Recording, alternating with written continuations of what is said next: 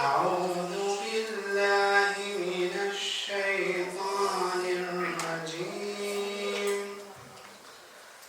بسم الله الرحمن الرحيم. قد أفلح المؤمنون الذين هم في صلاتهم خاشعون والذين هم عن اللغو معرضون والذين هم للزكاة فاعلون والذين هم لفروجهم حافظون إلا على أزواجهم أو ما ملكت أيمانهم فإنهم غير ملومين.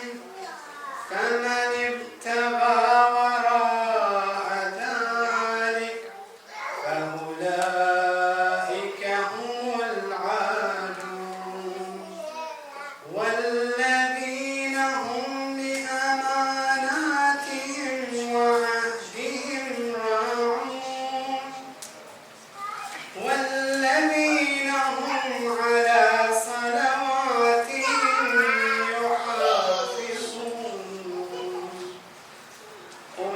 أولئك هم الوارثون الذين يرثون الفردوس هم فيها خالدون. ولقد خلقنا الإنسان من سلالة من طين ثم جعلناه نطفة في قرار مكين ثم خلقنا النطفة علقة فخلقنا العلقة مضغة فخلقنا المضغة عظاما فكسونا العظام لحما ثم أنشأناه خلقا آخر فتبارك الله أحسن الخالقين. ثم إنكم بعد ذلك لميتون ثم إنكم يوم القيامة تبعثون. ولقد خلقنا فوقكم 7 طرائق وما كنا عن الخلق غافلين. صدق الله العلي العظيم. اللهم صل على محمد وعلى محمد.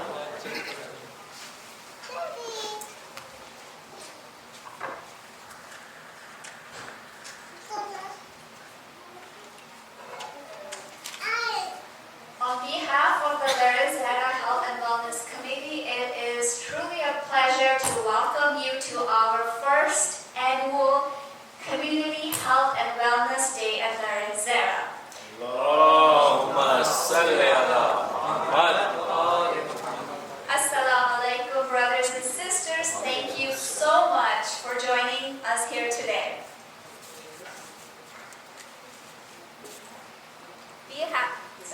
We have put together this program for you because increasing health awareness and motivating people to make positive health behavior changes is something that we are all enthusiastic about.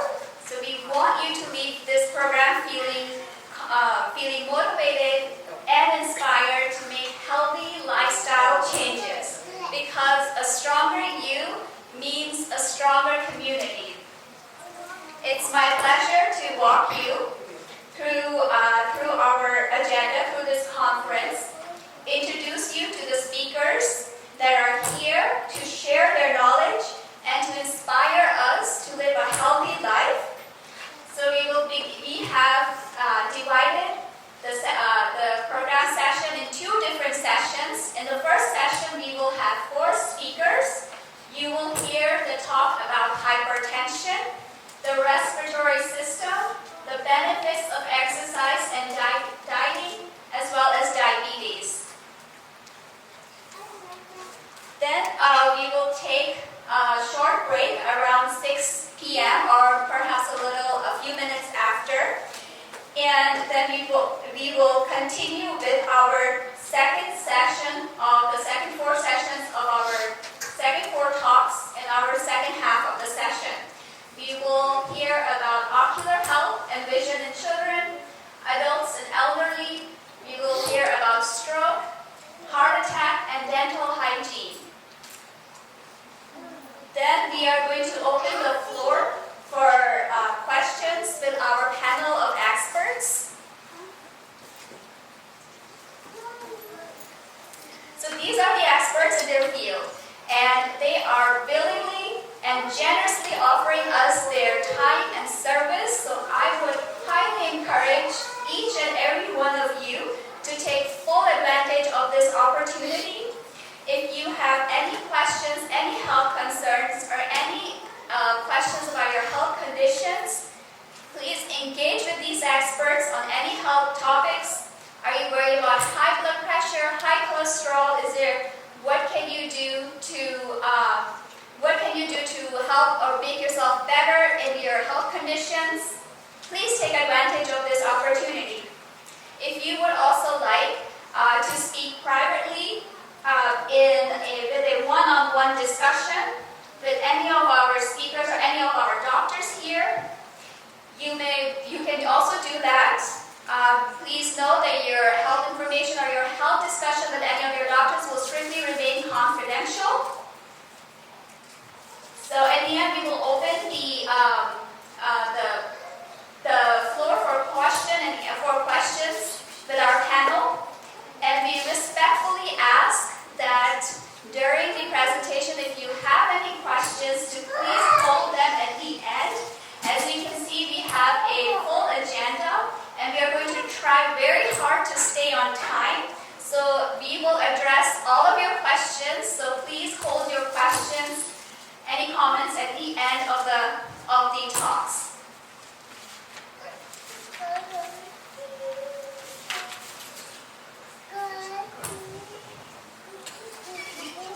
We have provided you with these notebooks and pencils. They're outside in the hallway. If you did not get these, you may pick them up or ask any one of our volunteers. So these notebooks are here to, if you would have any questions or anything that you would like to write down, you may do so. We also have, we are also completing this health screening. I will, for those of you that came in a little bit late, I will go over some of the points, some important information about the health screening. We have health screening set up for the gents. It's in the back office over here. And for the ladies, the health screenings is set up in that room back there. And we also have the dental checkup and the eye exam station set up in the ladies' room over there. And the eye and the dental is both for the gents and the ladies.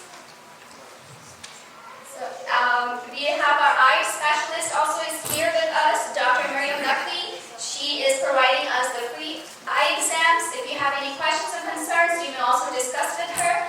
We have Dr. Asma Zadi. She is providing the free dental checkup. She will also do the screen. She will also screen for oral cancer. She is also giving us a demonstration about the proper techniques of brushing and flossing. If you have any questions for yourself or your kids, you may also talk to her. And as you noticed in the beginning of the program, we are providing these screenings and checkups. We will continue to provide these screenings and checkups during the break, as well as at the end of the program.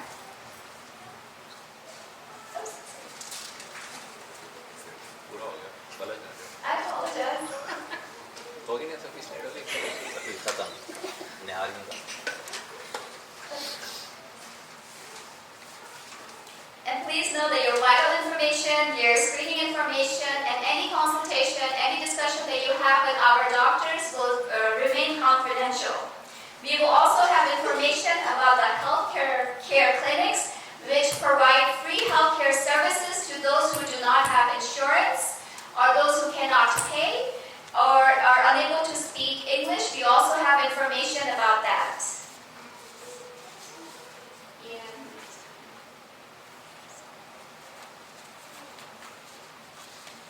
And as for the refreshments, our refreshments, we will also have them set up during the break outside here in the hallway, main hallway as well. And then after, at the end of the program, our refreshments will be set up in the back rooms.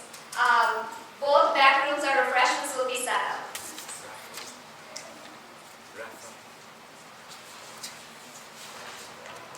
Raffle.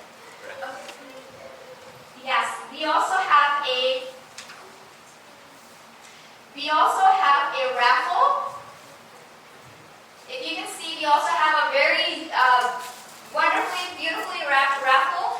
We have the tickets to the raffle, which we will have at the end of the program. If you did not get your tickets, the red tickets is you volunteers have it up front in the hallway. So please grab a ticket.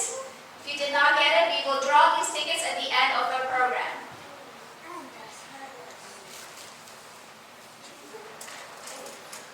Okay. So at this time, I would like to go ahead and begin our program. Our first speaker is the program director in the Internal Medicine Residency Program. He's also the Vice President of Medical Affairs at the Jewish Hospital Mercy Health. With a loud salawat, please welcome Dr. Imran Naqvi. Allahumma salli ala Muhammad wa ali Muhammad. So my talk is on hypertension, and I'm going to go ahead and get started. I generally don't like making PowerPoint slides, so I very quickly came up with something, and I'm just going to talk. So this is a question that I'll get to near the end, just in the interest of time. I don't want to have to repeat it one more time. So high blood pressure. There's multiple definitions of high blood pressure. What is high? What is low? If you ask the JNC, they will tell you maybe it's 140 over 90. And then if you ask the American College of Cardiology, they'll say it's 120 over 80. And then there's a group in a panel amongst the two of them that will come up with a consensus that it's 120 over 80. The thing is, this is just a number, okay? So oftentimes people get hung up on, oh, what about the top one? What about the bottom one? The question is when is it happening and why is it relevant? And what are some of the repercussions of keeping it elevated? There's two types of high blood pressure. You have primary and secondary hypertension. That right there is the only useful piece of information you're going to get from any of these slides. Okay? So, and I'm going to get back to it near the end.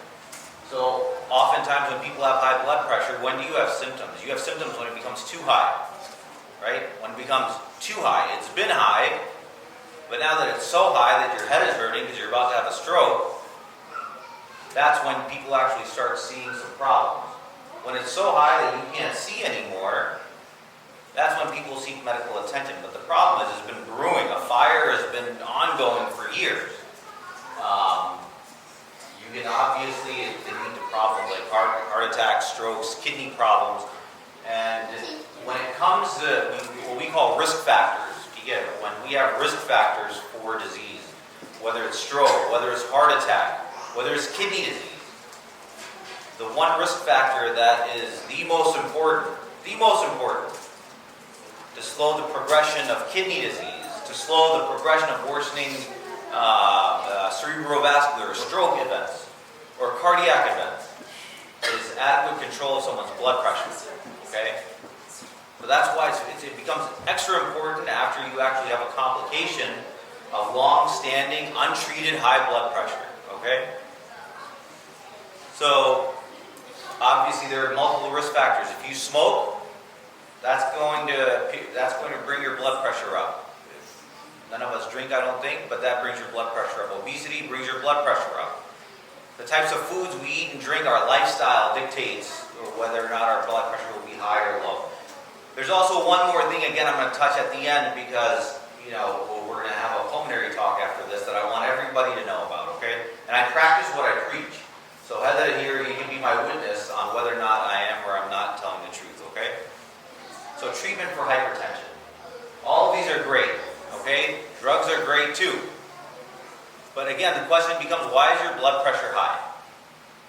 Okay, so if you don't address the underlying reason, then you're going to be one of these people who is on 4 different blood pressure medications, and their blood pressure is still not controlled. In fact, it becomes labile. It goes up and down, up and down. So you have to know why your blood pressure is high. So with that, I'm gonna venture off into this question. Okay, this is something I just made up, and I made it up based on a few examples that I've had along my years in practice. You have a 55-year-old man with high blood pressure. Okay, they visit you. You go to the doctor for a follow-up visit on your blood pressure control. He was diagnosed with high blood pressure 1 year ago. He's lost 100 pounds. He eats healthy. He exercises 5 hours per day, prays 10 times per day, sleeps 8 hours per night. He has no stress. On exam, he looks very well built. He's 6 foot tall, 180 pounds. His blood pressure, though, is 145/90. Heart rate is fine. Respiratory rate is fine. Okay? Everything else is great for this guy, except for this blood pressure. Okay? Everything else that they've done for this guy's blood pressure, so why his blood pressure is high? Everything is normal, okay? He's already on 4 medications. He's already on 4 medications. And his blood pressure is still high. So what do you do next? Now, I told you guys beforehand that I think this is the most important part of the slide, okay? Every disease that you hear about today, we're going to talk about like organ systems, right? Heart, lung, brain, right? If I were to ask you guys, what is the most important organ in your body? What's the most important organ in your body? Aside from you, because you're going to say eyes. So what is the most important organ in your body? I mean, anybody. Somebody say something. Brain and heart. Brain and heart. So I'm going to say no. So, and I brought this for a reason. See, this is what is this? This is a simple pipe, right? This is a simple pipe. I put my own irrigation system down, okay? So this is a piece of that pipe. I think the most important organ system is the conduit that goes into your organs, okay? Your blood vessels are pipes. That's all they are. Your kidneys, they would probably be working fine had your pipes been okay. When someone has a heart attack, the heart doesn't just die on its own. It's because these pipes are clogged up. And then it dies. When someone has a stroke, I mean, sometimes you can have some, I'm not a neurologist, so the brain is strained. You can have some strange things happen in the brain. But generally speaking, common things being common, when someone has a stroke, it has something to do with the pipes, right? This is wide open. Well, no, it's not actually. This is disease. So if I were to exert pressure on this, abnormal pressure, for a long period of time, what would happen? It would balloon out, right? It would balloon out. It would cause an aneurysmal dilation, maybe, right? So it's the blood that's going through the pipes. So over years, when you have high blood pressure, your heart is just a pump. It's pumping against these pipes, right? If I start clogging these pipes, is that heart going to work harder or softer? Harder, right? Your heart's going to get really thick. So it's important to clean these pipes out. As you age, you're automatically going to get calcium deposits. You're automatically going to have junk build up in there.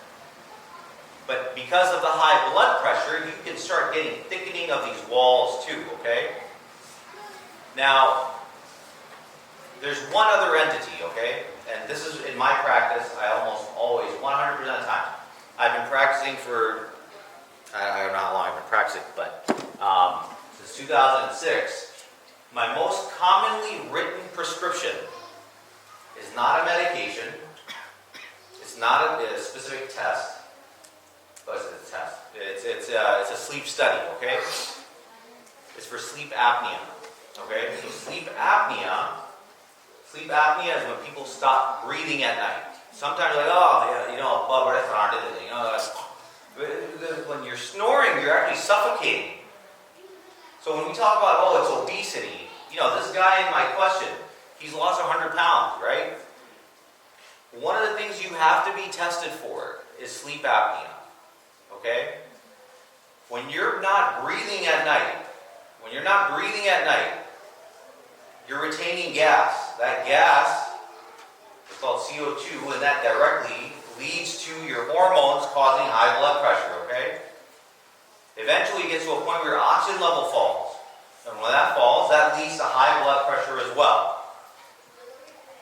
It causes other issues as well, remodeling of your heart and heart issues. But if you don't think you're getting adequate sleep, I would urge everybody in this room to get a sleep study. Because otherwise, you may end up being one of these patients like this guy who's lost 100 pounds, who's doing everything. He doesn't take salt anymore, but his blood pressure is still high. I see these patients all the time. All the time. If you feel like you're not getting restful sleep before anyone like me puts you on a blood pressure medicine, get yourself tested for sleep apnea and watch how quickly so many of your problems that you didn't even think were problems, watch them get better.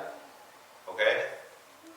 Everything happens for a reason, and there's always a unifying diagnosis why things happen, okay? High blood pressure is just one part of a bigger picture. So if you have high blood pressure, absolutely, get it taken care of. Call your doctor. Aside from calling your doctor, don't let your doctor be the only one checking your blood pressure. Get a blood pressure cuff at home. One of the most common reasons why people have high blood pressure is because they're going to their doctor, they see a white coat. Maybe they're getting out of their vehicle. Maybe they're walking upstairs. Maybe they're pissed because they're waiting for 20 minutes and they haven't been seen. One blood pressure read shouldn't merit an immediate medication. So that's why you have to do some of the work on your own and check your pressures at home. And if they are high, write it down and then take it to a doctor, okay? And I would urge you again, for more than one reason, if you think you have sleep apnea, get it tested and then get it treated. And I think I'm right on time, right? And then,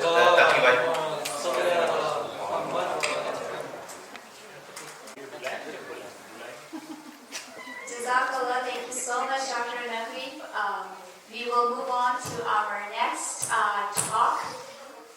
He is the pulmonologist in critical care with the Clinton Memorial Hospital. With a loud salawat, please welcome Dr. Sayyid Taqi Hussain.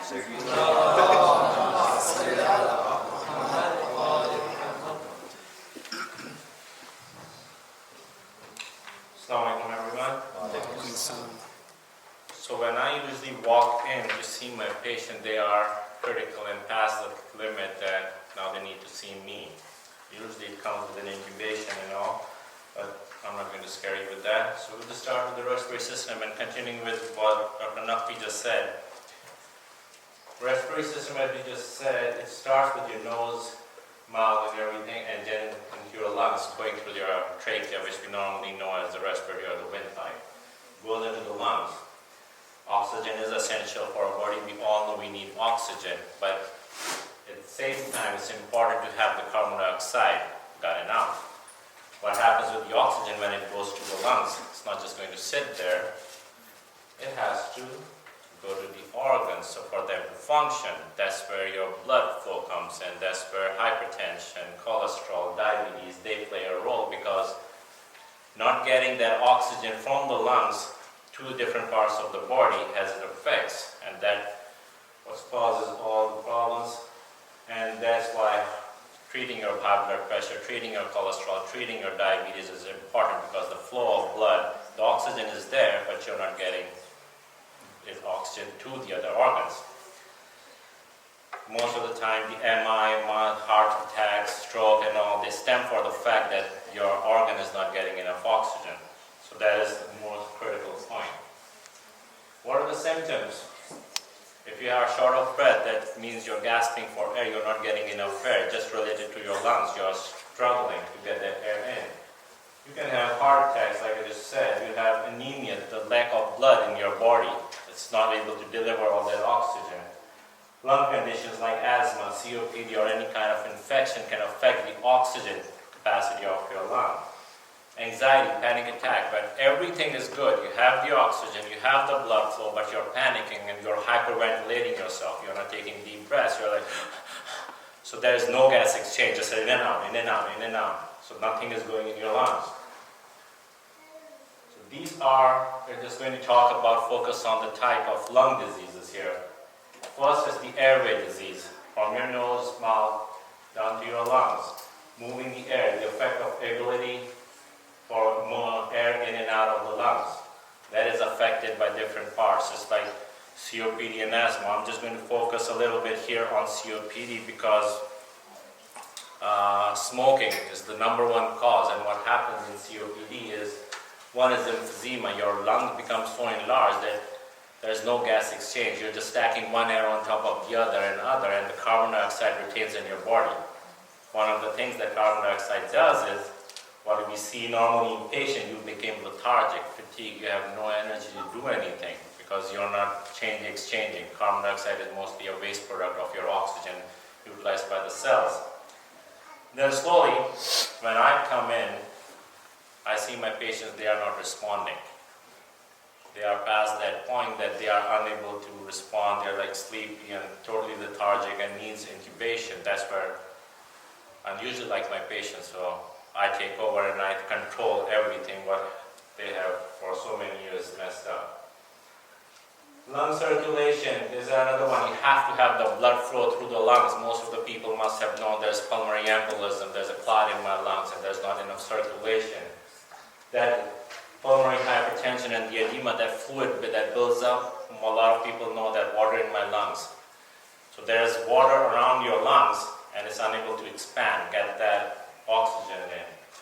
Then you know, other lung diseases like scarring and all those are like just restrictive with fibrosis and sarcoidosis. This is what happens in your COPD. Those are your normal bronchioles. Bronchioles are the tree that is separate into every lung. What happens to the bronchioles over there, there's inflammation. Inflammation is your body's response to fight any irritant in your body. So first it narrows, it becomes thicker, and then it gives mucus plugging. You have to clear the mucus. Most of the smokers, they know they have a cough early in the morning, they are sitting, and then they have to cough up all their junk. That's all mucus. When it's getting extreme, it gets to a point that you are unable to clear that mucus. Then you get mucus plugging. When there's a collapse of your lung, the whole lung just collapses. It cannot move because there's mucus plugging that's blocking the air to go in. If you have one and you get a wake-up call and then you survive that, but if you have it in the main bronchus, I have seen so many asthmatics and so many COPD, they just were sleeping and they had a mucus plug and they passed away in their sleep. Just because they couldn't get the air in. On the bottom one, that's the alveoli. Those are the small sacs where the air comes in and get exchanged with your blood vessels. This is what happens in emphysema. This is what happens in emphysema. They are like so dilated, there is no more room for air to come in. It just keeps on stacking. Ready for the new one? This is what your lungs look like. You still want to go ahead and smoke? Be stressed about it? This is what they look like.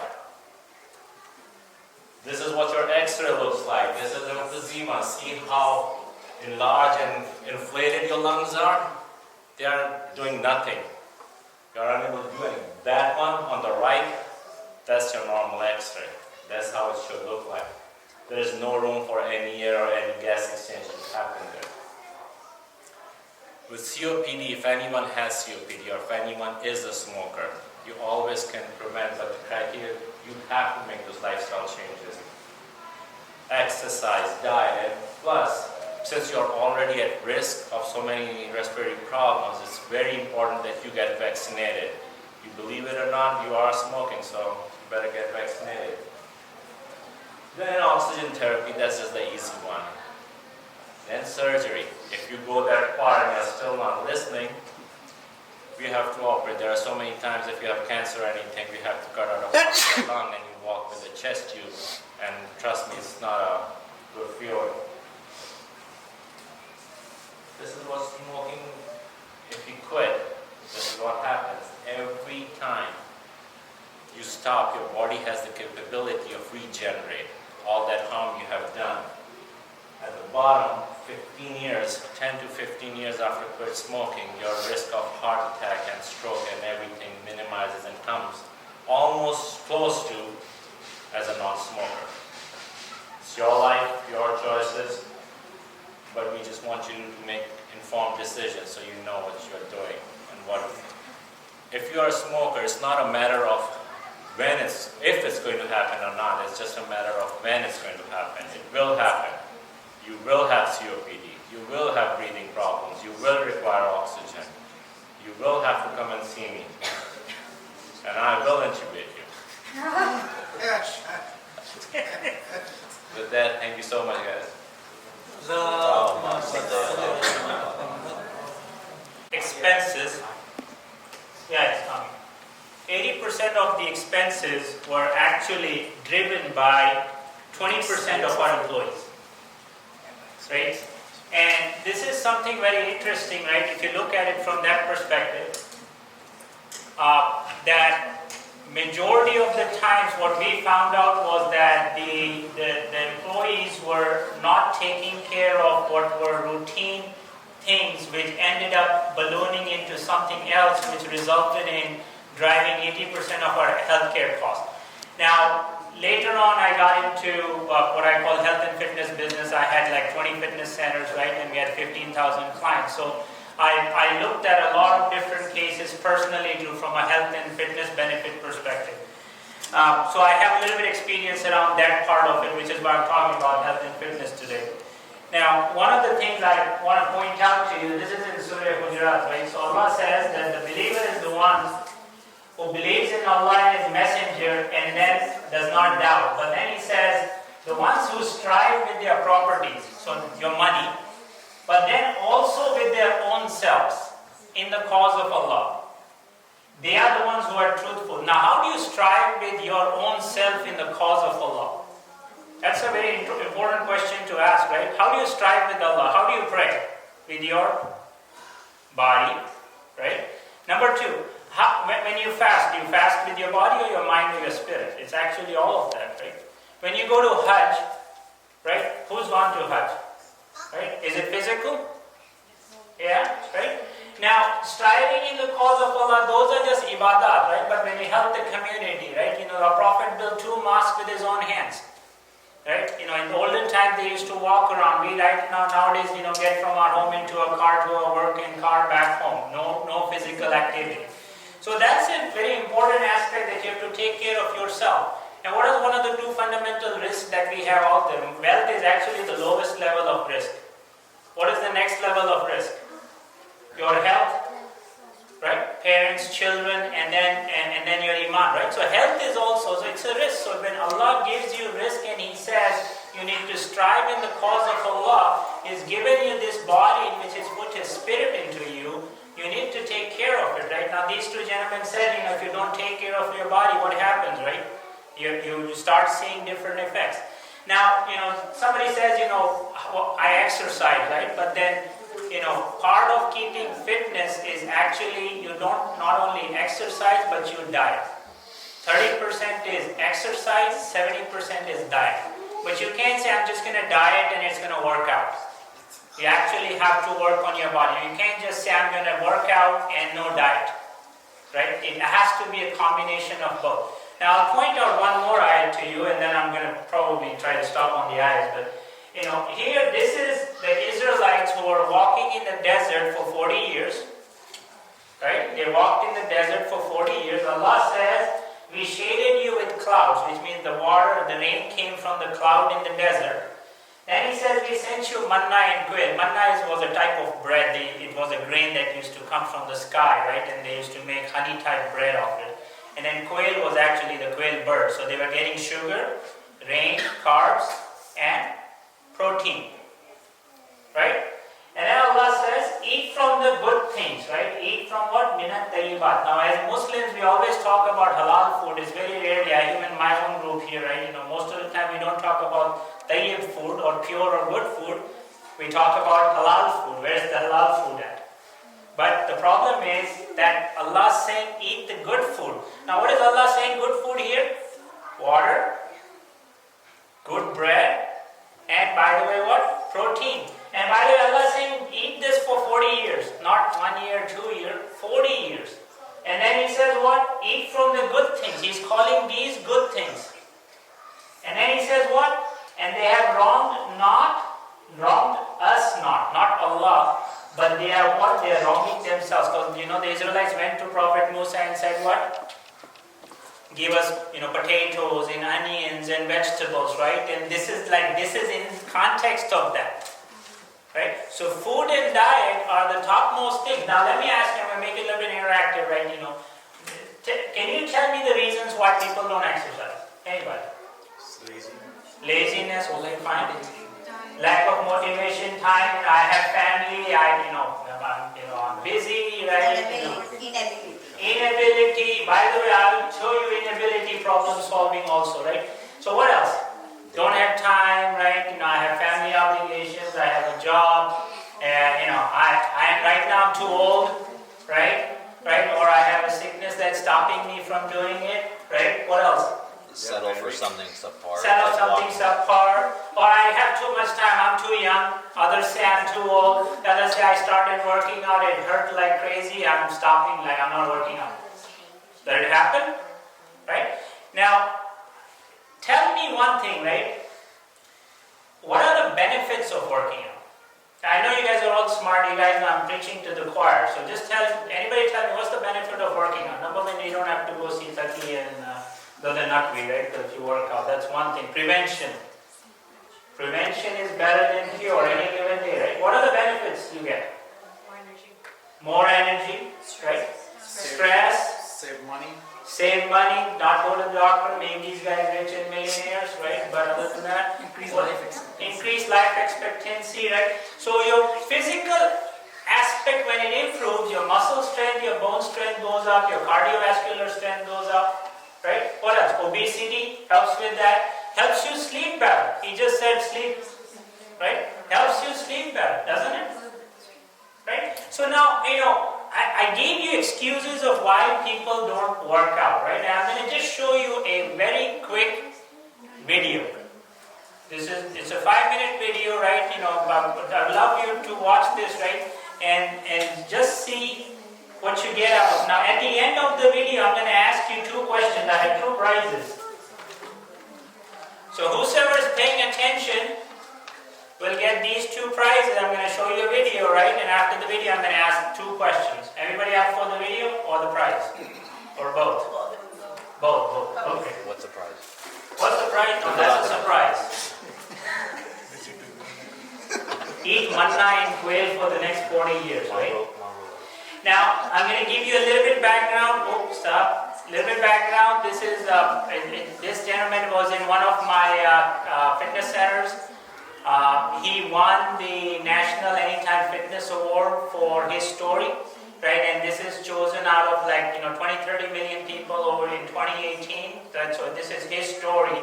You guys told me what are the reasons why you don't work out, or why I don't have motivation, or why I don't have time, right? This will probably answer most of those questions if you pay attention, right? I've always been heavy ever since I was a baby, I guess. By the time he was a sophomore in college, Stanley Holler weighed well over 400 pounds. I was a big kid. What do you mean? I used to sit in front of the goalpost. In the laptop. Indoor soccer.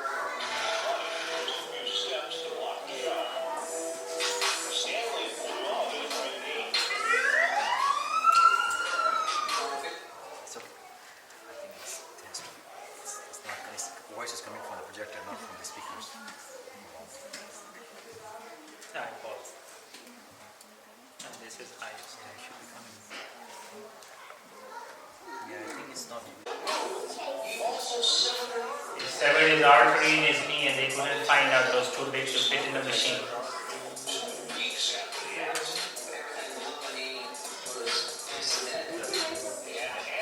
So they had to amputate his leg because it was too big, but they couldn't find that he had severed his artery also. So he lost his knee, 400 pounds. There he is. My heaviest weight was 678 pounds, this guy. Fell in the shower, I couldn't get it up 3 or 4 inches onto my shower seat to save my life at that time. Hospitalized again. I was sick. Doctor said 95% of Stanley's lungs were filled with fluid. 90% filled with liquid. Move fast and keep it off. You'll be dead by your 40th birthday 3 months later. 3 months warning. Surgeons performed a tracheotomy. He spent nearly 4 months in nursing home. And then, right bariatric surgery. Another day, he lugged around an oxygen tank. Nurses hooked him up to a ventilator. Still weighing close to 400 pounds in July of 2017. Stanley joined Anytime Fitness in Rockville, Indiana. I just asked him where your goals. And he was like, well, you know, sure, it was lunch wrestler just a little bit. A few months later, Stanley began working out with personal trainer Doug Sparks. That's where he did so his expectations were rather low. Using a plyo box for support, Doug helped Stanley increase his strength and full body workouts. Straight in a little over a year, Stanley lost nearly 200 pounds. Believe it or not, one leg was in probably the best shape I've ever had in my life. As a great example of something almost close to passing. I'm in the video too, guys. I'm just going to pause here. This guy, and I can just ask the 2 questions. Thank you. That's why I paused the video halfway. This guy almost was 700 pounds, was one leg, right, and was this close to dying. The doctor gave him 3 months to live. Now, well, of course, we don't want to get to that extreme part of it, but the point is that there is no such thing as when do I start, what age do I start, what physical debilitation I have, and she's saying I'm out of time, so I'm going to ask you 2 questions. Number 1, what did Brother Naqvi say in his lecture was one of the most important things to do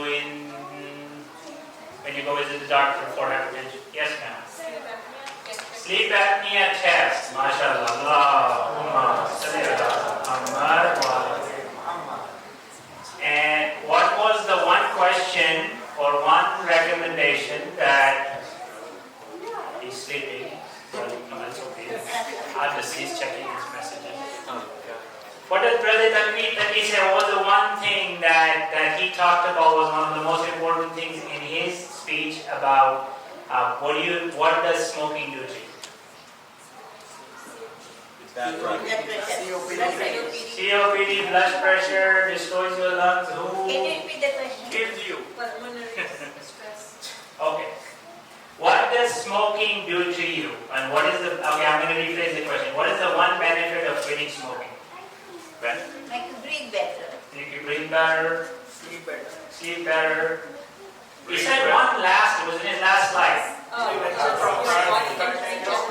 Body regeneration and what? Long life. Allahumma salli ala Muhammad.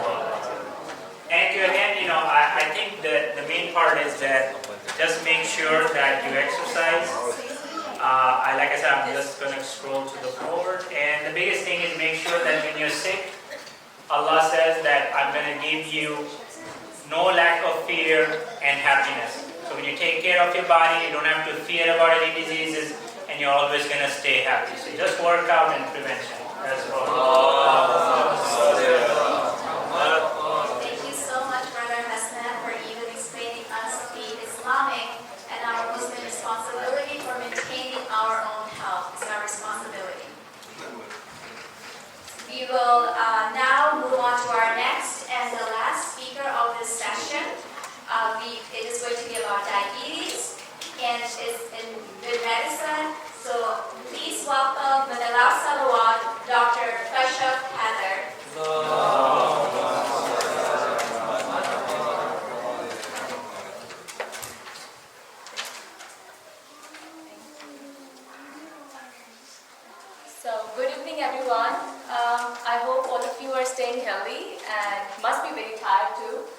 so it won't be very long. And first of all, I just want you guys to look to your left and to your right, to the back and to front. One of you has diabetes and you don't know it.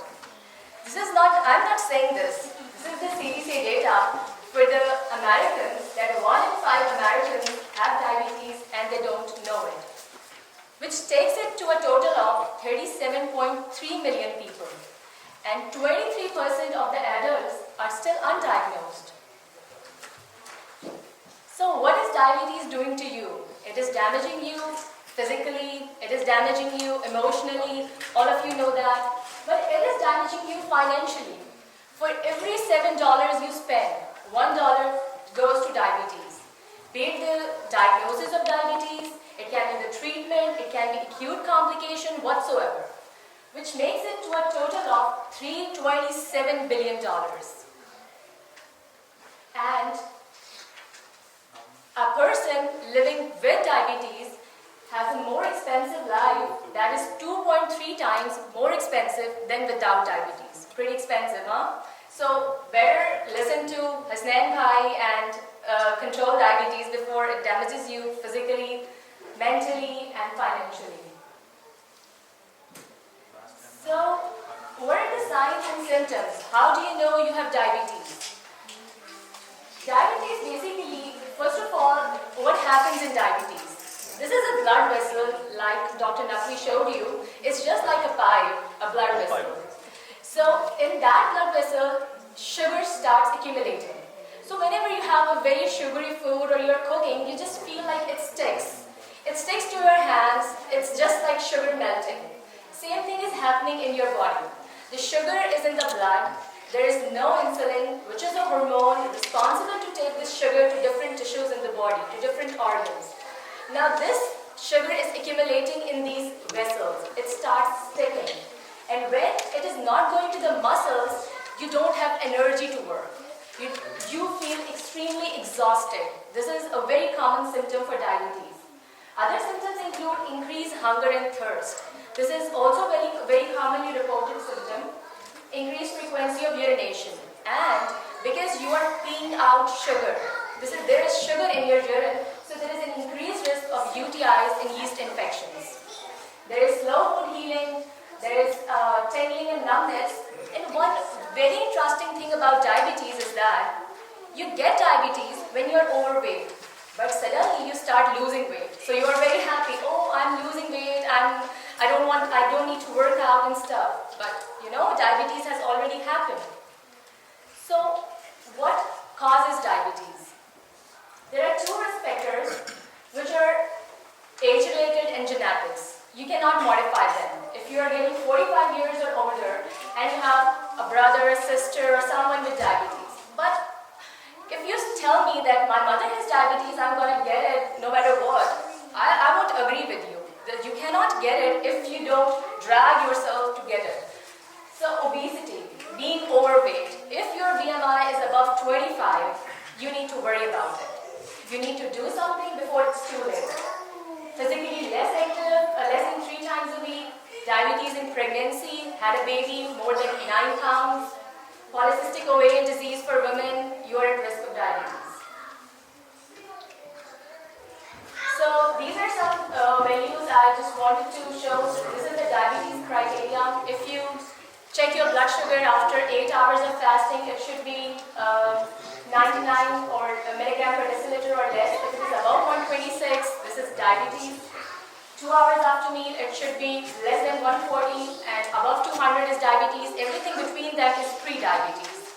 And HbA1c, this is a hemoglobin that gives you basically a sum of 3 months of the blood sugar in the sugar in your blood. So it is 3 months average.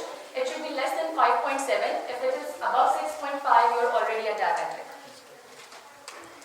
So now the most important part is, what can diabetes do? So this is a blood vessel. This is sugar accumulating here. So what will happen? Progressively, this will completely block the vessel. Now this is completely blocked and the blood flow is obstructed. When the blood flow is obstructed, the organ it was supplying is going to die. And this is not only in heart and stroke, this is also in the nerves. So the most common complication of diabetes is heart attack because the blood supply to the heart is blocked. And stroke, which will be further discussed in next slides, in next presentations, I want to discuss sensations. So there are nerves in your bodies, they are just like small electricity cables. They are responsible for every sensation, be it heat, cold, vibration, pressure, whatsoever. They are supplied with blood. So when the blood to these nerves is cut off, they won't sense anything. And especially it affects your feet because there are long nerves in your feet. So this will impair all of your sensations, and one fine day you are walking on a beach or you're just walking randomly in your home and you get a cut on your foot. Now you won't know it because you cannot feel anything. Otherwise you could have taken care of this, but now after 3-4 months fast forward, you feel you're wearing a sock and then you see that there is something coming out of your sole. You turn it around and there is a big ulcer. Now this ulcer can lead to the bone infection, and this bone infection can lead to gangrene, which is death of a tissue. And what will gangrene cause? It will need amputation, that is cutting off a limb. So all of these sensations are very important. If diabetes leads to the impairment of these sensations, then this can lead to amputation as well. So there will be a chart. I hope you guys already have this. The most common question I encounter is, what can I eat? What should I avoid? So first of all, first line management of diabetes is weight loss. If your BMI is above 25, you should have good habits, you should modify your dietary habits and start your journey towards weight loss. And if your BMI is above 35, I'm going to ask you what's stopping you from bariatric surgery. There are only 3 to 4 major complications of bariatric surgery. I can talk to you in person or your PCP can talk to you. And it is so effective in weight loss. And weight loss is it is first line management for diabetes. So I think you should consider this if your BMI exceeds 35. Medications and insulin are also important. So good eating habits. According to Muslims, we know that having a good breakfast is important. Chewing it properly is important. Giving it 20 minutes is important. But how many times do we actually do that? So these are good eating habits and they can prevent diabetes. You should avoid soft drinks, cakes, chocolates, in particular fruits with high sugar level. Grapes, watermelon, pineapple, mangoes, dates, raisins. Restrict your salt intake. And one of the most important things are fats. So you can only have 3 to 5 servings of fat per week. Now what is one serving? One serving is 1 teaspoon of cooking oil or 1 teaspoon of margarine, dalda oil, which is usually used in our household. You can have 2 tablespoons of olive oil or 6 whole peanuts. This is the fat limit that is cut off for diabetic patients. Only 3 to 5 servings of fat. You can have pulses, this is a chart from American Diabetes Association. You can have cereals, carbohydrates in moderation. One important thing for diabetes is eat only when you are hungry. You should not be eating because you like something or because it is good, it looks nice, it's appetizing. You have to eat only when you are hungry. And one last key point I would like to mention is eat in moderation. Moderation is the key. You can eat from all food groups, but it should be in moderation. Thank you very much.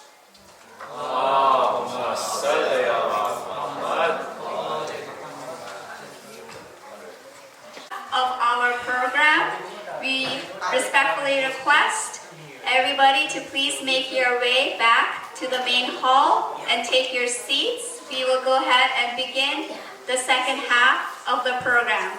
We will, as mentioned before, we will continue with the screenings and the dental and health checkups at the end of the program as well. So if you did not get a chance to do that, you're welcome to continue that at the end of the program.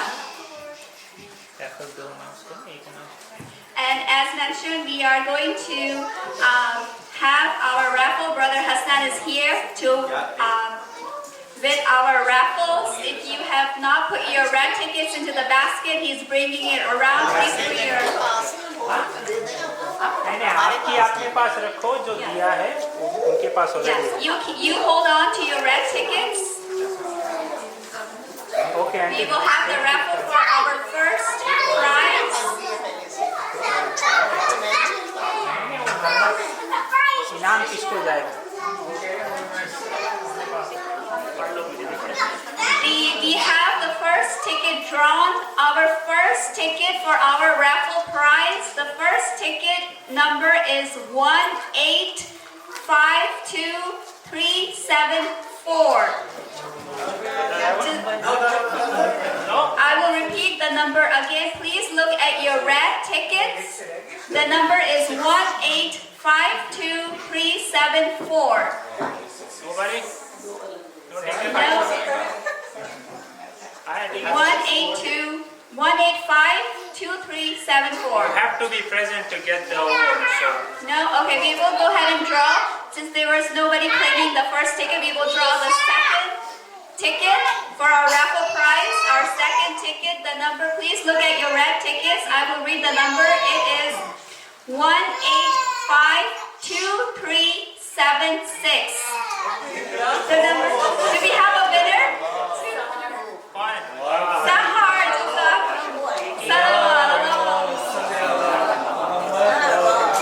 Sahar is the winner of our first prize. We will draw the ticket for our second prize. Our second prize, the red ticket. Please look at your ticket. I will read the number. It is 1852363. 1852363. 1852363. No, do we have anybody claiming 1852363? Last call. If you need to have a reading glasses or reading items, then we have our Dr. Nakli here.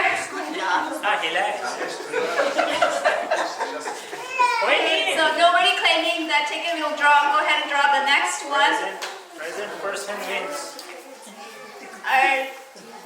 The next ticket reads, the number is 1852362. 1852362. बच्चों की भी ticket ली Yes, please, if the kids have the tickets, please check their tickets as well. Nobody claiming this ticket? Okay, we're gonna move forward to the next ticket. Shake it.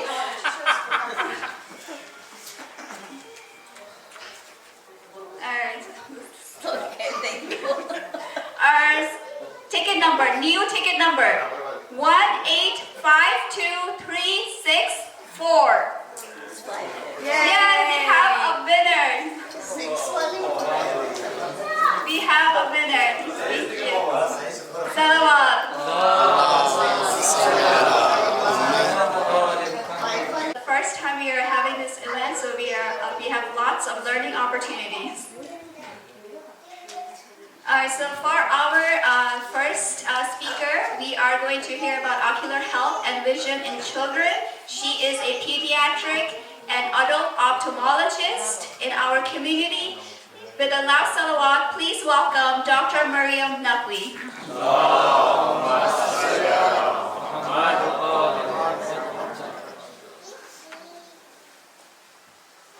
So what are the major causes of vision loss in our population? It includes macular degeneration, complications from diabetes, high blood pressure, glaucoma, cataracts, and refractive error. Refractive error means needing glasses. There are three most common types of reasons that people need glasses. Either A, they're farsighted, they have difficulty seeing things far away. Myopia or nearsightedness means they have an easier time seeing things up close. And astigmatism, which means in general everything looks a little bit fuzzy, nothing looks clear and straightforward. Glasses in children. Now this is Sana, she does not need glasses, but she just thinks they're very pretty, so she put on some that we got from Claire's. But eye exams can happen at any age group from newborns onward. The reasons that kids need glasses is usually genetics, their birth history if they're premature, or if they have any other genetic diseases. An important note, if a child needs glasses and they're prescribed from their prescriber, they must wear their glasses if they're less than the age of 10 at all times. The only times they should take their glasses off is to shower or sleep. That is it. Common issues in adults, why they have problems with their vision, are 1, presbyopia. Anyone over the age of 45 has problems reading things up close unless they wear reading glasses. This is because the eye has a difficult time focusing as it gets older. Dry eye, which is also very common, especially in Cincinnati this time of the year. Again, refractive error, needing glasses, or double vision, which is my side specialty. Visual loss in adults. 1 in 3 adults face some reason for vision loss by the age of 65. But as a result of losing their vision, they also become depressed. They stop doing things they like to do. They have less mobility, so they fall more often. They lose their sense of independence. And also, a recent study showed that they have a higher risk of Alzheimer's and dementia. So definition of low vision is anything less than 20/70, and legal blindness is anything less than 2200.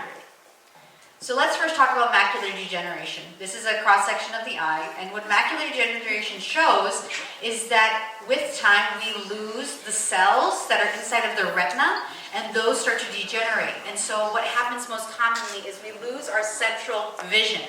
And as a result, even though you can see things around, you cannot see a person's face. So this is a picture of the normal retina on the right. Dry macular degeneration, which in general there's no real good treatment for other than prevention with AREDS vitamins. And late stages, which you can see here, is actually a big black hole here, or like white hole essentially, because you've lost cells there. And then there's a form called wet macular degeneration. And in this form, you actually have neovascularization, or more blood vessels that form in an area where they shouldn't. And as a result, people lose vision. So a way to check and screen your vision is to check with an Ansler grid. This is a line test where you can see, and you should be checking with each eye one at a time, and making sure the lines are all straight and that you can see each one of the boxes. Treatments are, like I mentioned, AREDS vitamins, which have a number of different vitamins in them, and also prevention of smoking, which we've already discussed several times before. The wet form of macular degeneration, we do eye injections for this every 6 to 8 weeks in some people, and this is in order to prevent vision loss. Now, most people think that's horrifying to have an injection in your eye, but if it's at the cost of losing your vision, people will do anything. So,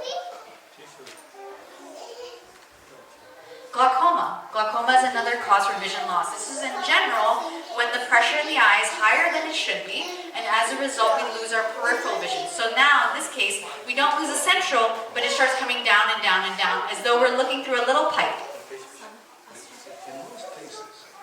And so, this is a cross-section of how the fluid inside the eye is how it drains, and the pressure builds up inside. These are not your tears, this is actually fluid inside of the eye. And so treatments in this case are oftentimes eye drops, laser, and then surgery at the last cause.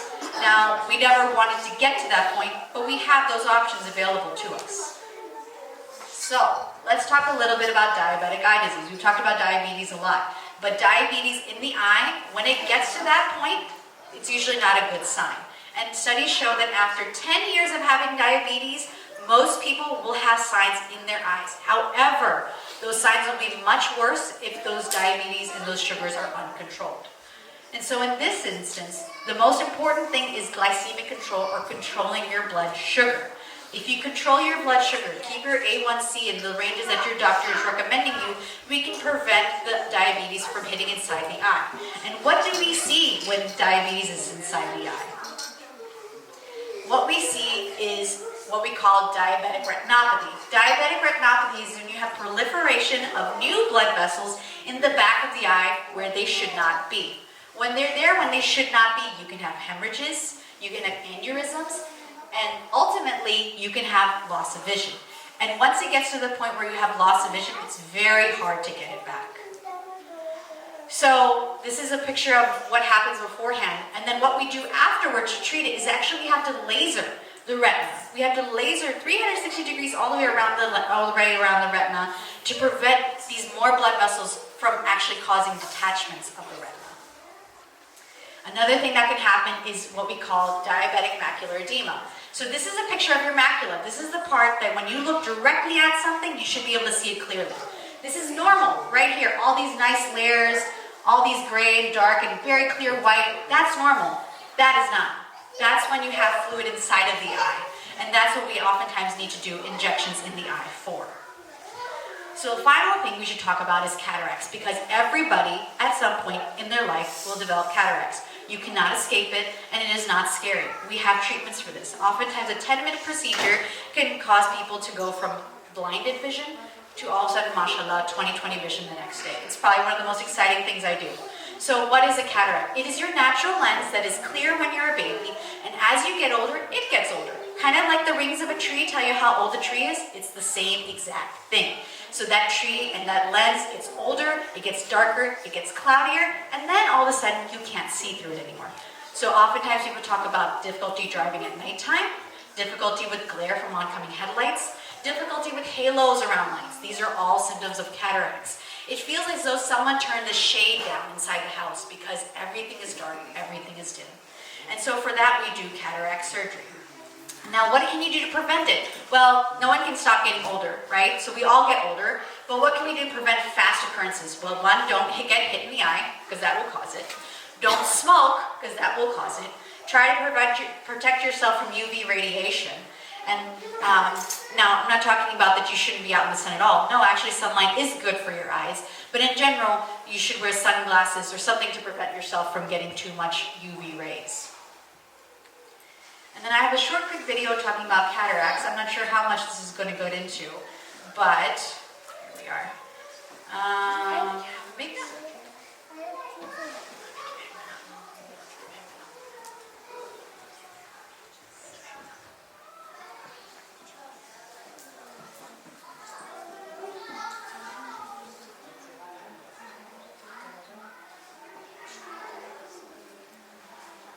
Usually with cataract surgery, a small incision is made in the eye.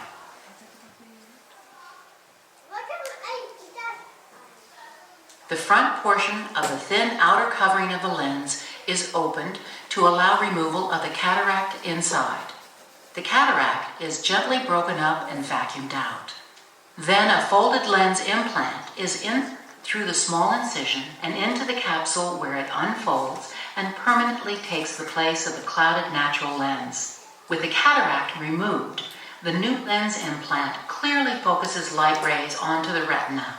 The power of the lens implant is selected for your individual eye.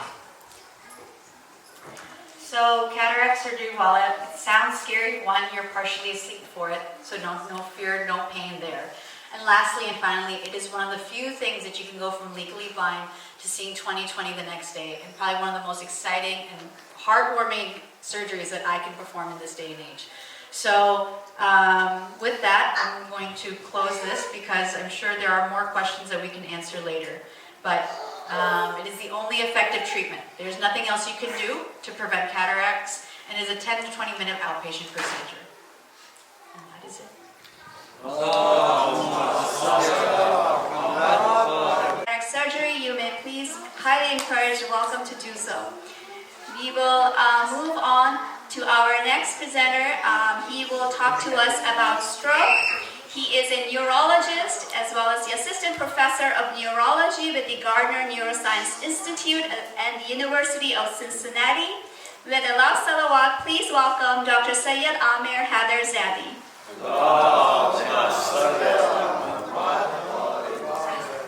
Assalamu alaikum everyone. Right, so I'm going to start my talk. So the golden hour, you'll realize what is the golden hour in a few minutes. So let's see if it plays okay.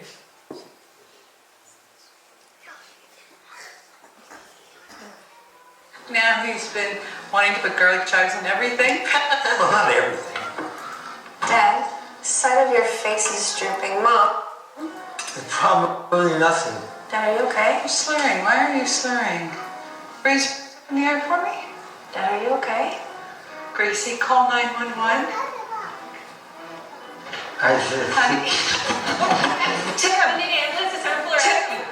Tim, look at me. Gracie, tell him to hurry. Tim, look at me. Look at me. Tim, I think he's having a stroke. I think he's having a stroke. Tim, what's going on?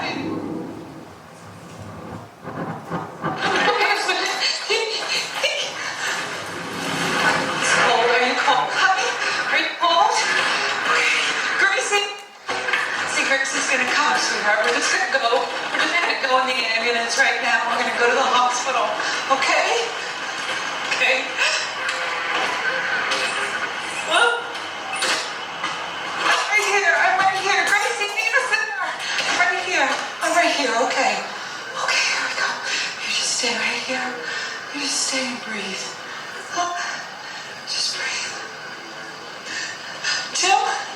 Tim?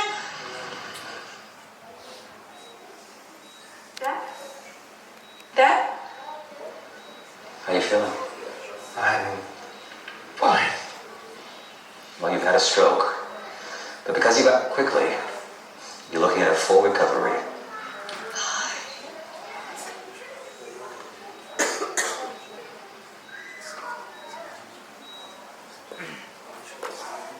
Now. Alright, so this is what the golden hour means, that getting in time and getting the almost full recovery. So what is a stroke? So stroke occurs when the blood flow to the brain is stopped. So in essence, what Dr. Naqvi says earlier, it's all about keeping your pipes clean. So there are so many reasons for stroke, but eventually the reason to have the stroke is whenever the blood flow is stopped. It can be stopped due to multiple reasons. It can be stopped due to the plaque in the blood vessels in those pipes. It can be stopped because there is a clot somewhere traveling all the way from your lungs, traveling all the way from your legs, and then all the way goes to your brain, and then stopping or blocking those pipes, those blood vessels. So whenever the blood flow is stopped, which means that you have a stroke. Why a stroke happens? A stroke means the death of the brain cells. Okay? So that's what eventually means. The brain needs nutrition. And the biggest nutrition, the most important nutrition for the brain is oxygen. So whenever the oxygen goes through the blood, so whenever the blood flow is stopped, then there is a compromise to the oxygen supply. And brain cells start dying very quickly if the brain cells don't get oxygen in time. So it is a major health problem. So each year nearly 800,000 of Americans have a stroke. And out of those 600,000 are the one who have a first time ever stroke. Fifth leading cause of death in the US and leading cause of serious long-term morbidity, disability, mortality. 34 billion direct cost and 68.5 billion in indirect cost in terms of losing job, loss of productivity, premature mortality.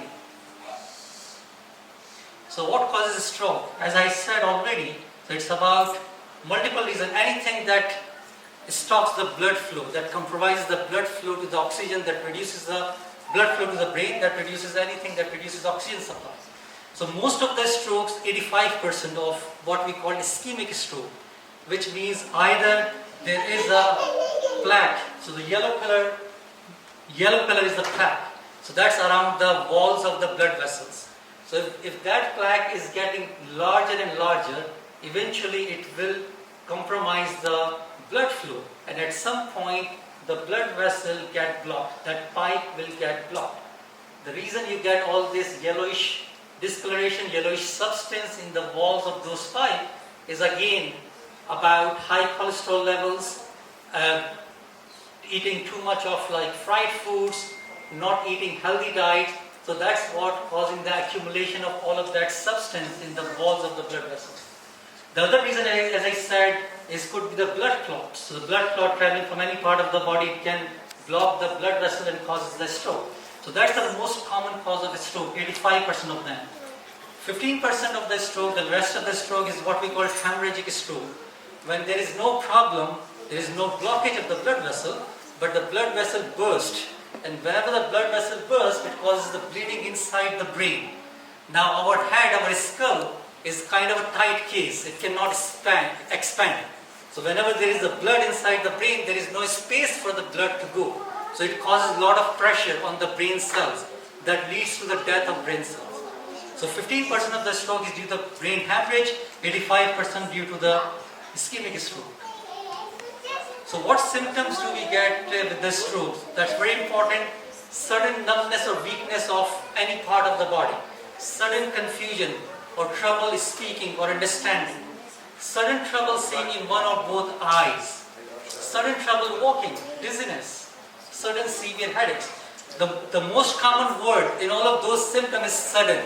So anything changes suddenly, anything changes quickly. So that means that it's most likely stroke. BEFAST, save a life. So that is the kind of a summary of all the talk. That was the summary you saw in the video. Why is that? Because now the treatments are available.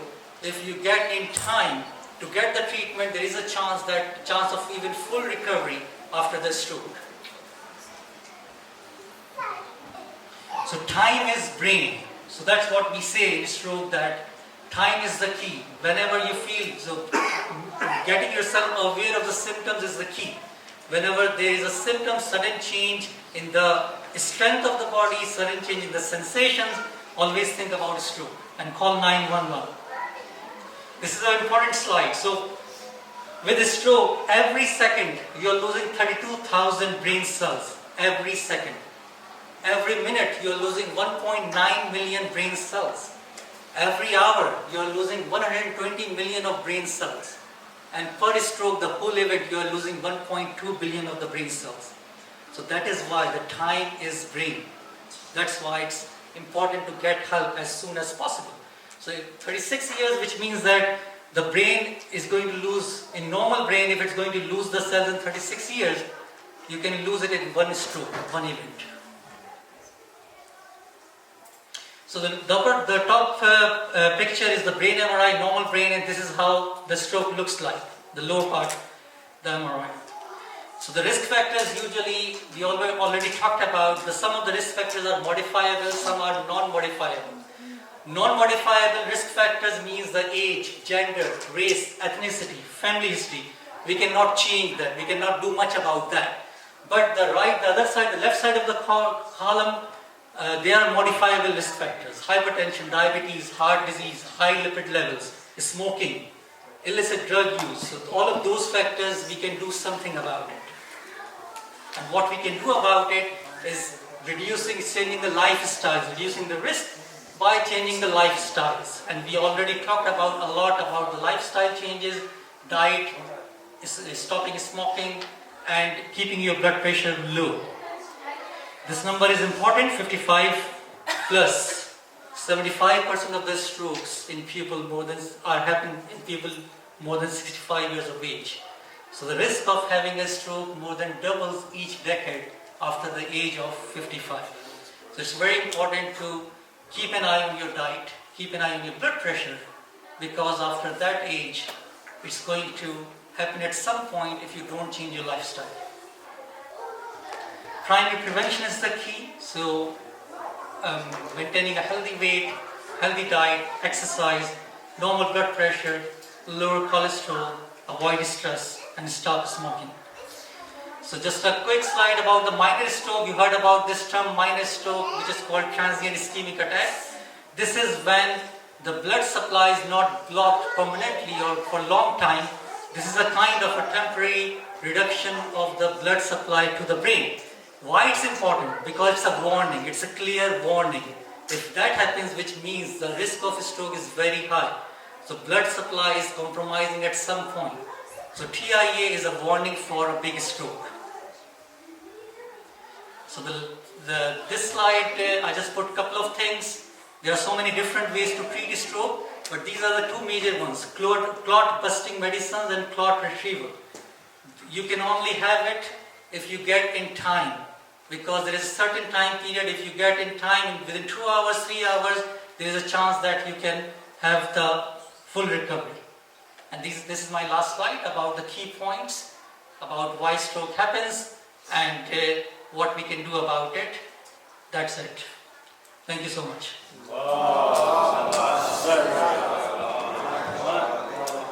Is the key. We will now have our next speaker. He is with internal medicine, with the Mercy Health and the Jewish Hospital. With a warm welcome and a loud salawat, please welcome Dr. Heather Shah.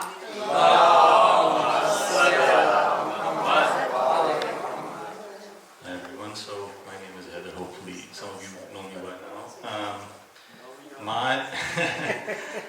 My topic for today is a heart attack, and I chose this for one simple reason, and that reason is this slide right here. Heart attack is the most common cause of preventable death, not only in the US but in the world. 90% of males die before the age of 65. 12% of females die before the age of 65. What does that mean? That means that if there are 5 people sitting in here, one of them won't make it till their 65th birthday. If there are 10 people sitting in here, 2 of them will die before 65. If there are 100 people sitting in here, 20 of them will die before they hit 65. Of those who die, heart attack is the most common cause, so 20% to be exact.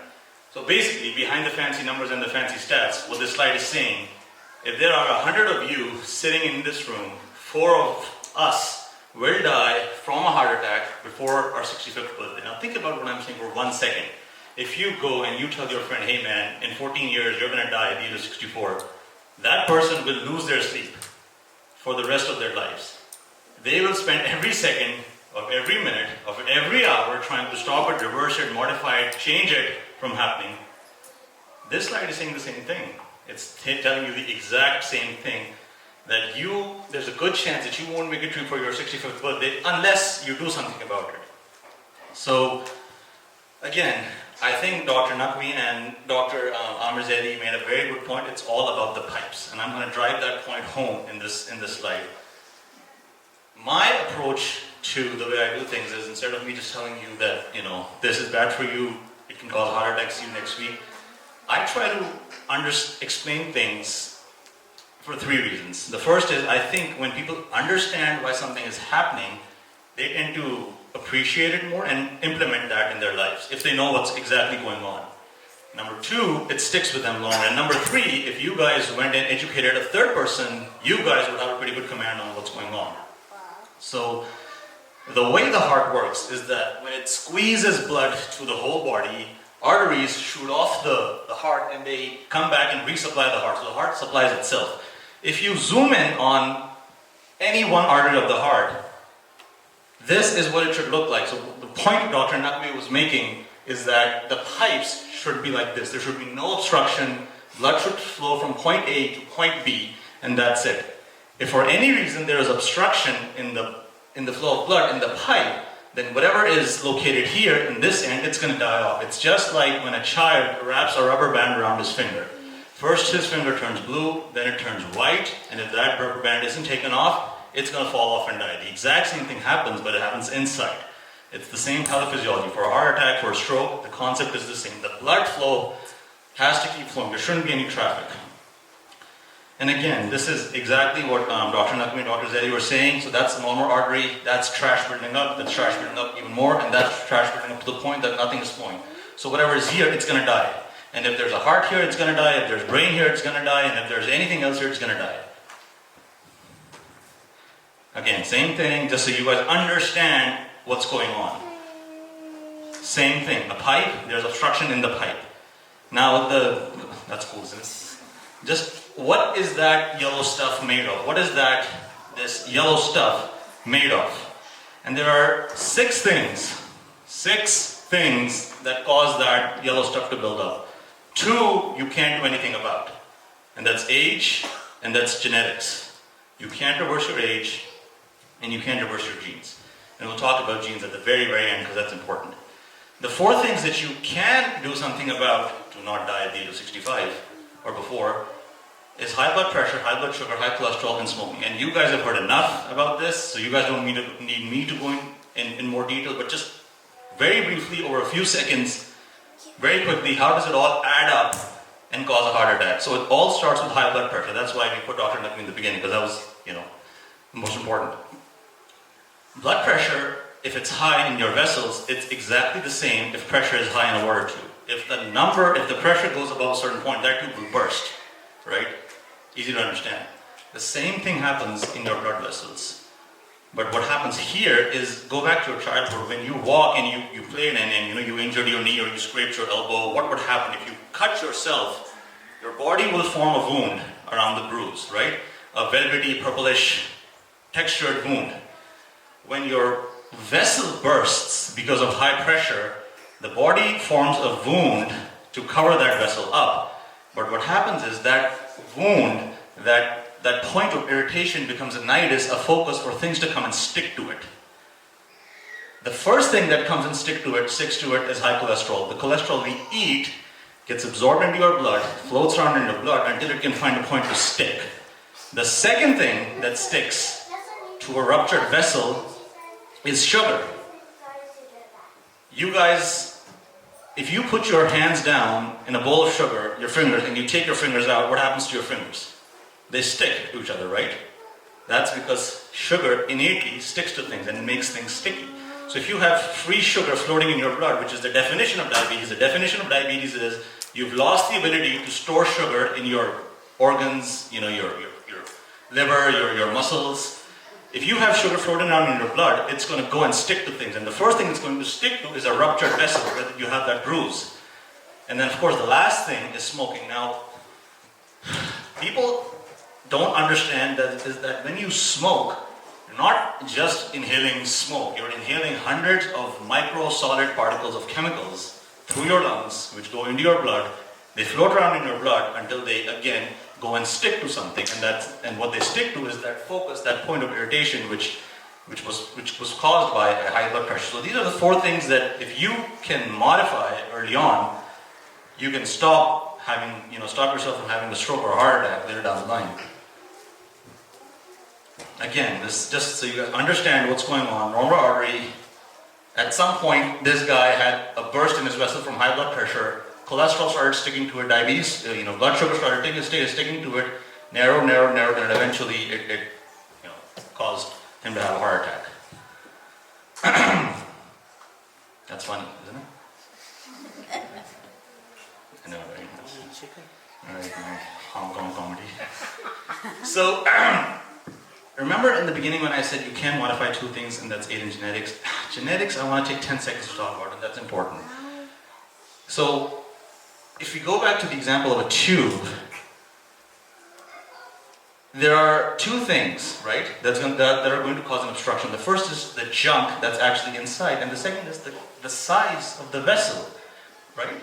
So the bigger the diameter, the longer it's going to take for this vessel to get obstructed. And the smaller the caliber, the faster it's going to get obstructed. So people like me, and 99% of the people sitting in this room, we are born with a disadvantage. Our blood vessels are already smaller than some other ethnicities, for example, Europeans, Asians, Africans, Eurasians, Caucasians. Our vessels are genetically smaller in size compared to some other people. So that's why even before we're born, we're at a higher risk of a heart attack or a stroke because we have smaller caliber vessels. So if our vessel looks like this, other people's vessels look like that. So obviously you guys can tell that this will get blocked first and that will get blocked later. So that's important to know, So just because we're from a certain part of the world, we're already at higher risk. And that's it. So, age, genetics, you can't reverse, the four things you can reverse, and that's what causes a heart attack. This is probably the most important slide in my talk. This, if you guys weren't paying attention or you guys, were bored, please pay attention to this one. This is the most important thing. This is the address of the Jewish Hospital Outpatient Clinic. This is the address, this is the contact number. This clinic provides healthcare to people who can't afford to pay, people who don't have health insurance, and people who cannot speak English. Our medical assistants and our nurses not only help you by providing you care, if you don't have finances, They will help you fill out forms which can help you get care. So they not only give you care, they give you something else in return. We don't ask questions about papers, social security. If you don't have it, that's fine, we'll still take you. Our interpreters can speak 186 languages. We have surgery, we have medicine, and we have podiatry. Podiatries are for doctors. So literally from head to toe, we can provide you with care if you do not have access to it. Now, I want you guys to take out your phones and take a picture of this slide, because we all know someone who needs health care but is too ashamed to express it openly that they can't afford it. So if you know of someone, please give them this and please have them sent to us, because as the speakers before me said, you don't want to come to us when you had a stroke and hypertension and diabetes. You want to come to us 10, 20 years before that. And I think that's it. So thank you for your time, thank you for your attention, and thank you for letting me speak.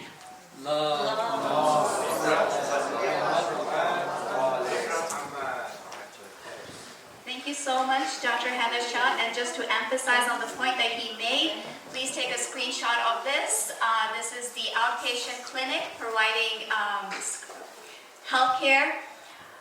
So we will go ahead and for our last speaker for this session, she is going to talk about dental hygiene, how to maintain a happy and healthy smile. She is a dentist. She has her license from UK. With a warm welcome and loud salawat, please welcome Dr. Asma Zadi. Thank you so much, Tara. Assalamu alaikum, everyone. So today I'm going to talk about the dental health. So the first and the most important thing is there are two kinds of dental diseases. The first one is the tooth decay, and the other one is the gum disease. I'm sure most of you must have experienced or have seen people who have these kind of things.